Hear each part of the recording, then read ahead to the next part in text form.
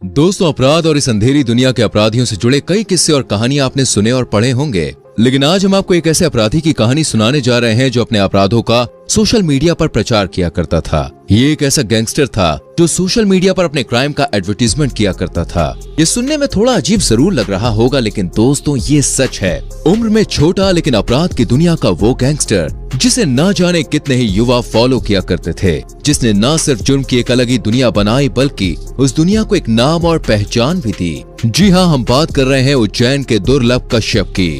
कौन है ये दुर्लभ कश्यप और कैसे बना दुर्लभ छोटी सी उम्र में जुर्म की दुनिया का बेताज बादशाह, और कैसे गई इस गैंगस्टर की जान? आज की इस वीडियो में हम आपको दुर्लभ कश्यप के बचपन से लेकर गैंगस्टर बनने तक की कहानी सुनाने वाले हैं, तो वीडियो को पूरा जरूर देखेगा। चलिए फिर शुरू करते हैं आज की वीडियो। उज्जैन के खतरनाक अपराधी ने 8 नवंबर 2000 को दुनिया में दस्तक दी। मध्य प्रदेश के उज्जैन के रहने वाले मनोज कश्यप और पद्मा के घर 8 नवंबर 2000 को एक बच्चे ने जन्म लिया। इस बच्चे का नाम रखा गया दुर्लभ। दुर्लभ का मतलब होता है दोस्तों कोई ऐसी चीज जो काफी मन्नतों के बाद मिली हो। इससे तो जाहिर होता है कि माता पिता इस बच्चे से काफी उम्मीद लगाए बैठे थे। दुर्लभ की माँ एक टीचर थी, जबकि उसके पिता भी वेल सेटल्ड थे।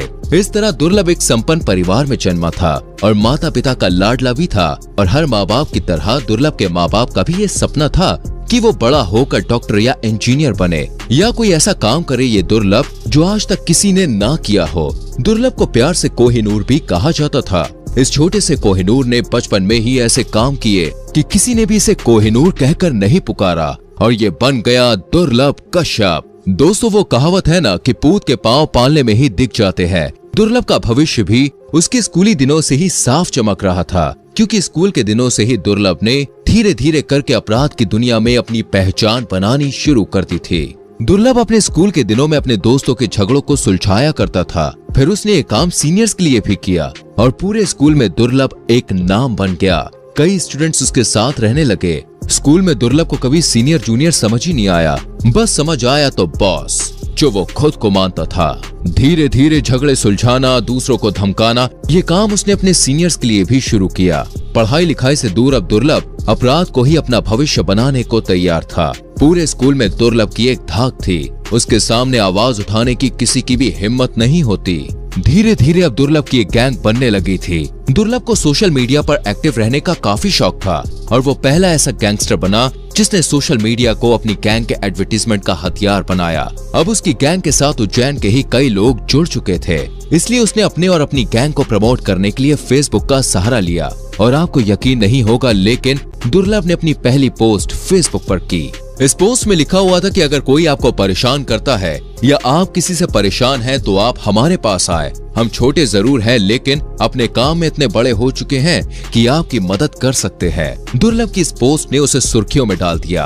अब तो दूसरे शहरों में भी कई लोग उसके गैंग का सदस्य बनने के लिए उसके पास जा पहुंचे। लेकिन दुर्लभ की गैंग में शामिल होना दोस्तों इतना भी आसान नहीं था, क्योंकि दुर्लभ सोशल मीडिया पर अपने जुर्मों का प्रचार करने के अलावा अपनी गैंग को लेकर भी काफी अलग था, और उसने बकायदा अपनी गैंग को एक ड्रेस कोड भी दिया हुआ था। दुर्लभ की गैंग में शामिल होने के लिए ड्रेस कोड था माथे पर एक बड़ा सा लाल कलर का टीका, गले में गमछा और बाल बड़े बड़े। जब भी दुर्लभ की गैंग में कोई नया सदस्य आता तो पहले उसे ड्रेस कोड के हिसाब से तैयार किया जाता और फिर पूरी गैंग का फोटो खींचकर फेसबुक पर पोस्ट कर दिया जाता। हर नए सदस्य को सोशल मीडिया पर इसी तरह से इंट्रोड्यूस किया जाता। धीरे धीरे दुर्लभ के गुनाहों का खाका भरने लगा और उसके गैंग के सदस्यों की संख्या भी बढ़ने लगी। वो हर रोज फेसबुक के पोस्ट के जरिए रंगदारी, हफ्ता वसूली, लूटपाट की सुपारी लिया करता। उसकी गैंग में अब धीरे धीरे 100 से भी ज्यादा लड़के जुड़ चुके थे। दुर्लभ ने धीरे धीरे शहर में आतंक फैलाना शुरू कर दिया। उसके नाम से चाय वाले से लेकर बड़े बड़े बिजनेसमैन तक थर थर कांपते। आप अंदाजा लगा सकते हैं कि एक 17 साल के लड़के का इतना आतंक हो सकता है। जैसे जैसे दुर्लभ के अपराधों की किताब भरती रही, वैसे वैसे उसके दुश्मनों की संख्या भी बढ़ती रही। दुर्लभ कश्यप के अपराध दिन पर दिन बढ़ते ही जा रहे थे। वो रंगदारी, हफ्ता वसूली, लूटपाट और सुपारी लेना, सभी अपराध खुलेआम सोशल मीडिया के जरिए कर रहा था। और सोशल मीडिया के बारे में तो हम जानते ही हैं, इस पर कोई चीज ट्रेंड में है तो ऐसा हो ही नहीं सकता कि पुलिस उससे दूर रहे। दुर्लभ के सोशल मीडिया पर खुलेआम सुपारी सहित दूसरे अपराधों की वजह से कम उम्र के दूसरे बच्चे भी उसके साथ जुड़ रहे थे। लिहाजा जब दुर्लभ की फेसबुक पोस्ट पुलिस तक पहुंची तो पुलिस के हाथ दुर्लभ के खिलाफ पुख्ता सबूत लग गया। और पहले से भी दुर्लभ के खिलाफ कई सारे मुकदमे थानों में रजिस्टर्ड थे। लिहाजा पुलिस ने दुर्लभ की गिरफ्तारी में बिल्कुल भी देर नहीं की। आईपीएस सचिन अतुलकर उस समय उज्जैन के एसपी हुआ करते थे। उन्होंने दुर्लभ और उसकी गैंग के खिलाफ एक हिस्ट्री शीटर लिस्ट निकाली थी और साल 2018 में आईपीएस ऑफिसर सचिन अतुलकर ने एक ऑपरेशन के दौरान दुर्लभ और उसके गैंग के 23 लोगों को गिरफ्तार कर लिया। क्योंकि दुर्लभ उस समय नाबालिग था और उसे अभी बालिग होने में कुछ दिन बाकी थे, इसलिए पुलिस ने उसे सीधे जेल नहीं भेजा, बल्कि पहले उसे बाल सुधार गृह में रखा गया। उसके साथ ही उसके गैंग के कई दूसरे सदस्य जो कि नाबालिग थे, उन्हें भी बाल सुधार गृह में रखा गया और जब दुर्लभ की उम्र 18 साल हो गई तो उसे जेल भेज दिया गया।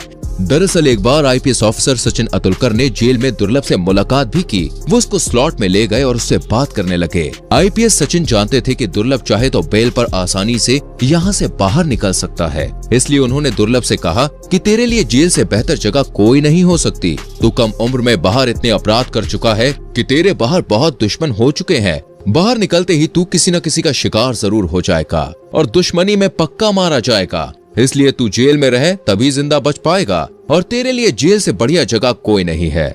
दरअसल आईपीएस ऑफिसर उसे बाहर का खौफ दिखाकर जेल में रखना चाहते थे ताकि वो बाहर जाकर फिर से आतंक ना फैला पाए और उनकी इस टेक्निक ने काम भी किया, क्योंकि दुर्लभ पर इस बात का गहरा असर पड़ा। उसको अपनी जान की भी चिंता होने लगी, इसलिए उसने करीब 1 साल तक जेल से बाहर जाने की सोची भी नहीं। लेकिन साल 2020 उसके लिए काल बन के आया। इस साल तक भारत में कोविड आ चुका था। कोविड धीरे धीरे अपने पैर पसार रहा था और मरीजों की संख्या भी बढ़ती जा रही थी और इससे बचने के लिए 2 गज की दूरी और कुछ प्रिकॉशंस जरूरी थे। लेकिन हमारे इंडिया के जेलों में इतने कैदी रखे जाते हैं जहां इन प्रिकॉशंस को फॉलो कर पाना मुश्किल है। इसलिए सरकार ने कोविड के दौरान वो कैदी जो बेल पर बाहर जा सकते थे, उन्हें कुछ टाइम के लिए रिहा कर दिया। कोविड खत्म होने के बाद इन कैदियों को वापस जेल में डाला जाना था। इन कैदियों में दोस्तों दुर्लभ भी शामिल था। पैंडेमिक के बीच दुर्लभ भी रिहा कर दिया गया। जिस रात दुर्लभ का मर्डर हुआ उस रात दुर्लभ की मां ने दाल बाटी बनाई थी। कोई नहीं जानता था कि मां के हाथ की ये दाल बाटी दुर्लभ की जिंदगी का आखिरी भोजन बनने वाला है। 6 सितंबर साल 2020 को उस रात मां के हाथ की दाल बाटी खाकर दुर्लभ अपनी मां से कहकर निकला कि मां मैं बाहर घूमने जा रहा हूं, और गैंग के 2-4 लड़कों के साथ हेलावाड़ी की एक चाय की दुकान पर वो गया। उस दौरान वहां दुर्लभ का एक पुराना दुश्मन भी आ गया जिसका नाम था शाहनवाज। शाहनवाज और दुर्लभ आपस में कट्टर दुश्मन थे। शाहनवाज के साथ 10 से 15 साथी और थे, जबकि दुर्लभ के साथ सिर्फ 4 लड़के ही थे।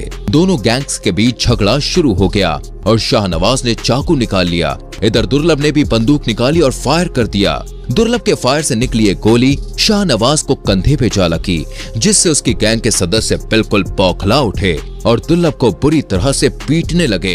ये देखकर दुर्लभ के गैंग के सदस्य वहां से भाग खड़े हुए और शाहनवाज के गुर्गों ने दुर्लभ को चारों तरफ से घेर लिया और उस पर ताबड़तोड़ चाकू से 36 बार वार किया और उसकी हत्या कर दी। दोस्तों, दुर्लभ या दुर्लभ से जुड़ी ऐसी किसी भी कहानी को लेकर आपकी क्या राय है, हमें कमेंट करके जरूर बताएं। लाइक और शेयर करें वीडियो को और चैनल को सब्सक्राइब करके बेल आइकन प्रेस करें जिससे आपसे कोई भी वीडियो मिस ना हो। मिलते हैं अगली वीडियो में। अपना ख्याल रखिए।